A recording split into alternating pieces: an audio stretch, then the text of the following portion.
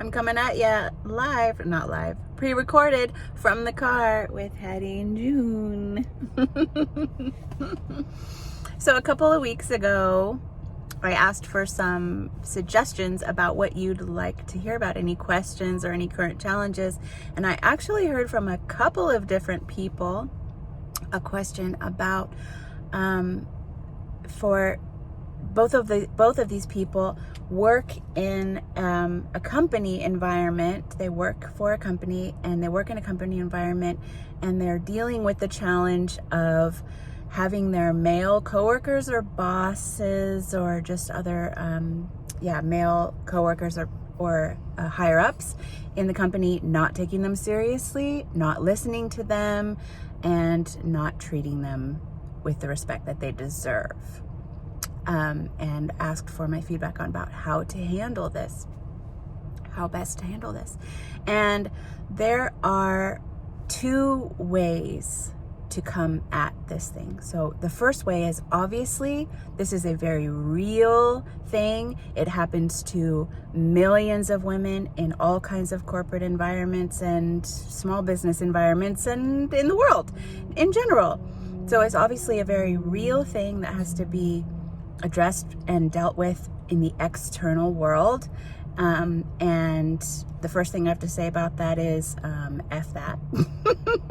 Completely F that. And it needs to change, and it needs to change faster. It is changing, but it needs to change faster. So that's the one side of it. However, I think we get a lot of that.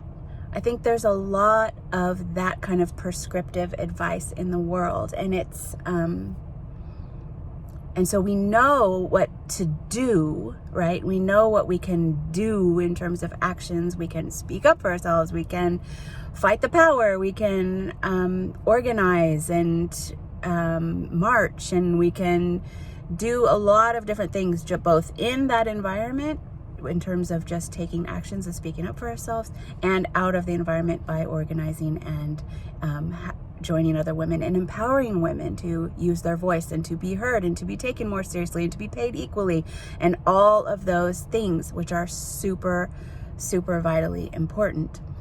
But so we know kind of a lot of those things that we can and should do.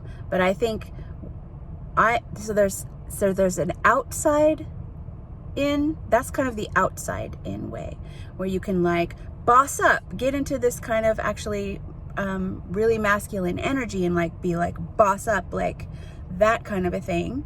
So that's really out there too. And like, I'm not knocking any of it. I think it's all wonderful tools, all different manner of tools in the toolbox that we can use to be respected and taken seriously the way that we deserve as women in the workplace. So there's all that, and those are these external things that you can do, right? But I personally am an inside out living person rather than an outside in living person. And what I mean by that is where I start with anything that I want to see change in my world is inside me. And so because when I shift that, then the external world around that shifts. My actions shift. I'm able to embody that real empowerment more, because I can boss up from an external place. We can all do that. We can all like kind of get into that energy from an external place, but it feels a little rickety. It feels a little shaky. It doesn't feel as firm. But if we start from an internal place with that, then it's coming from a more grounded, solid place. And then when that internal boss is much more powerful. That internal boss in you, that boss lady energy in you, she commands the game. She commands the game because her energy is centered low and centered like in that gut place where you're just like knowing. And the energy, you shift energies in the room when you are really inside that place in yourself. However, we are absolutely trained to stay away from that place in ourselves. And we have been damaged through years and years and centuries and just millennia of oppression and suppression. So there is a lot of training that has trained us that is not safe. It is not safe to embody that real embodied power. It is not safe to speak your mind. It is not safe to demand that you be heard. It is not safe to be an empowered woman. It's actually dangerous. You know, like Salem witch trials stuff. We all know the history here, right?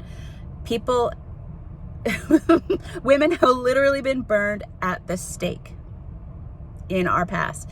And we have cellular memory. We have cellular memory of the abuse, and the abuse that goes on to this day, that's not getting burned at the stake, but getting metaphorically burned at the stake in 1,000 different ways.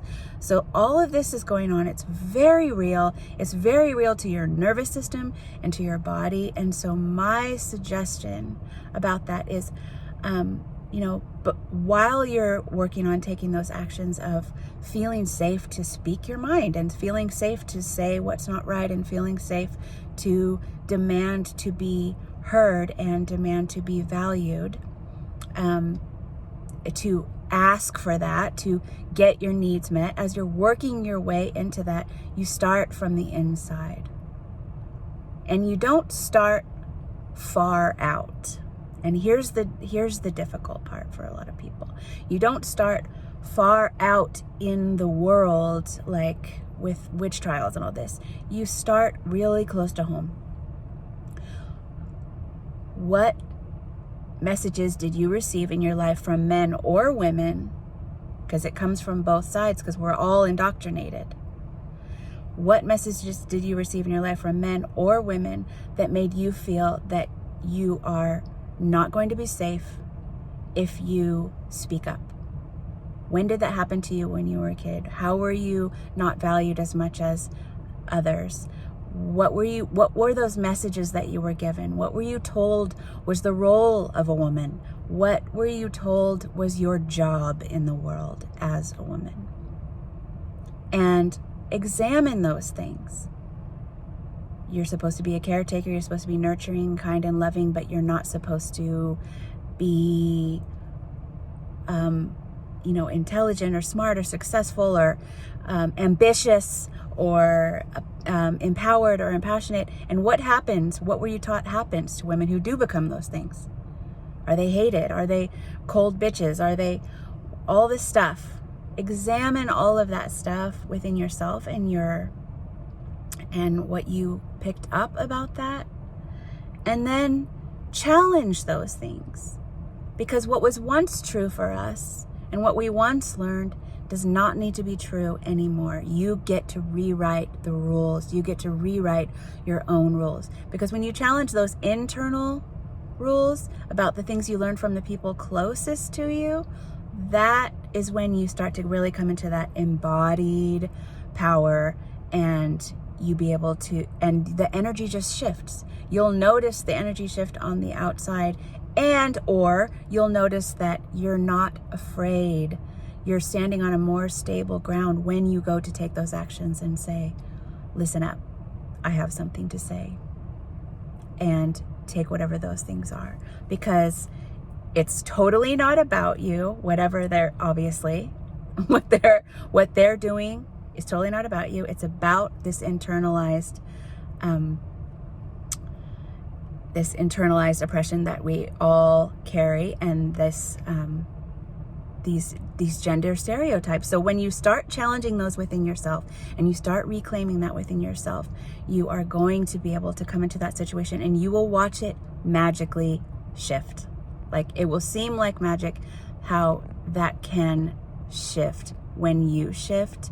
But when we try to come at it purely from the outside in, it's very difficult. And it can just feel a lot more scary and a lot more shaky, and then lead to a lot of stuff. But if we start with the stuff on the inside and work to the outside, then you're coming from that more stable place inside that will carry you through that and will allow you to open your mouth and speak your truth without so much fear and without that kind of fear of retribution, because we have that voice inside of the little girl in you who learned you will be punished for this, but that no longer applies. That might have been true then when you had no control over your life, but now you are the adult and you are rewriting the rules of your life, and the retribution will not be there.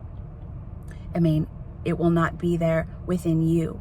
It's like we go into ourselves and we ask, like, can I really stand with myself in this environment, with this opposition, with this disempowerment, with what people are going to say? What are they going to think about me? What are they going to say about me behind my back? What are they going to, all of these kinds of things? Those are the questions that we're asking ourselves. And those are the questions we're afraid to find out the answer of. But so when we ask ourselves, like, am I going to stand with myself? Can I stand with myself in this? And I think that we're able to do that so much more easily when we work on those old messages, those childhood messages and those things. We work through those first, and then we can be like, yes, I can stand with myself. I know I can. I know I can. And it's just like a little bit of practice at a time. So you might start small. So the external actions then might look like starting smaller and just taking a little step forward at a time, a little step forward at a time, and a little step forward at a time. And when you do that, then you build trust with yourself. You build trust in yourself, like, okay, I did that. I could do that then. And then you do a little more. And then you do a little more. It's like this trust building, like, this seems really scary and I'm not sure what's going to happen. So you start with something small, you build trust with yourself, and you build up from there. So that is my advice, is inside out. Inside out living is what I tend to work from, because it's just a much more solid place, and it will help you to take those actions, which will then show you in real life, in real time, with those people, that you can command the respect that you deserve and being valued the way that you deserve. Yeah.